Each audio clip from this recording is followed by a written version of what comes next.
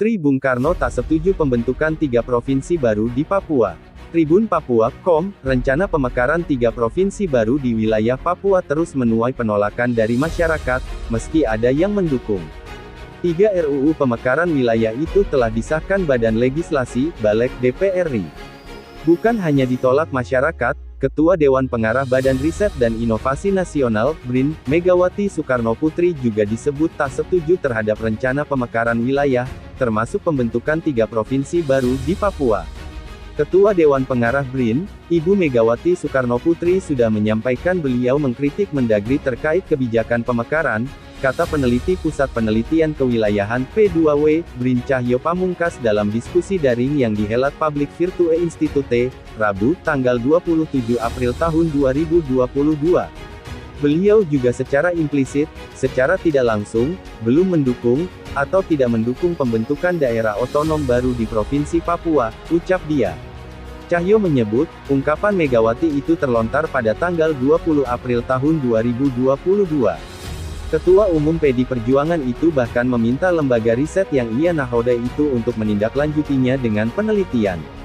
Beliau meminta BRIN melakukan riset perlu atau tidaknya pemekaran, terutama potensi perkembangan daerah, ujar Cahyo.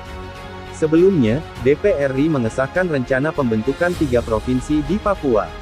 Antara lain Pegunungan Tengah, Papua Tengah, dan Papua Selatan, sebagai 3 rancangan undang-undang RUU inisiatif parlemen. Pemekaran ini dianggap mencederai demokrasi dan pelaksanaan otonomi khusus (OTKHUS) di Papua karena dilakukan dengan mengutak-atik mekanisme serta tidak melibatkan orang Papua itu sendiri.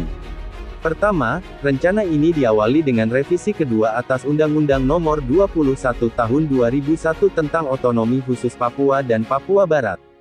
Melalui revisi kedua itu, ada berbagai pasal yang diubah DPR, membuat otonomi di tanah Papua justru terbonsai. Revisi ini dianggap membuat kebijakan-kebijakan OTKHUS justru mengalami resentralisasi ke Jakarta, salah satunya adalah revisi soal pasal pemekaran wilayah.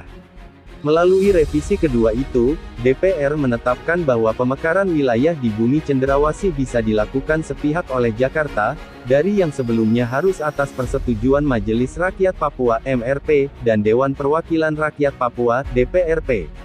Kemudian, pembentukan 3 RUU pemekaran wilayah di Papua juga sama tidak partisipatifnya dengan revisi kedua UU OTKHUS yang mengabaikan keberadaan MRP-DKK sebagai lembaga negara representasi kultural orang Papua. Presiden Joko Widodo juga disebut meminta agar pelaksanaan UU OTKHUS yang sudah 2 kali diubah itu agar dievaluasi. Itu setelah Presiden menerima masukan dan kritik dari delegasi MRP dan Majelis Rakyat Papua Barat (MRPB), serta Amnesty International pada Senin, tanggal 25 April tahun 2022, di Istana Negara. Ada 2 poin penting pertemuan dengan Presiden. Pertama, tentang keterbukaan Presiden melakukan evaluasi lebih jauh terkait dengan pelaksanaan perubahan kedua Undang-Undang OTKHUS Otonomi Khusus, kata Direktur Eksekutif Amnesty International Usman Hamid dalam kesempatan yang sama, Rabu. Kedua, yang juga penting dalam pertemuan dengan Presiden, pimpinan Dewan, dan pimpinan partai-partai politik, adalah berkaitan dengan rencana pemekaran Papua, kata dia. **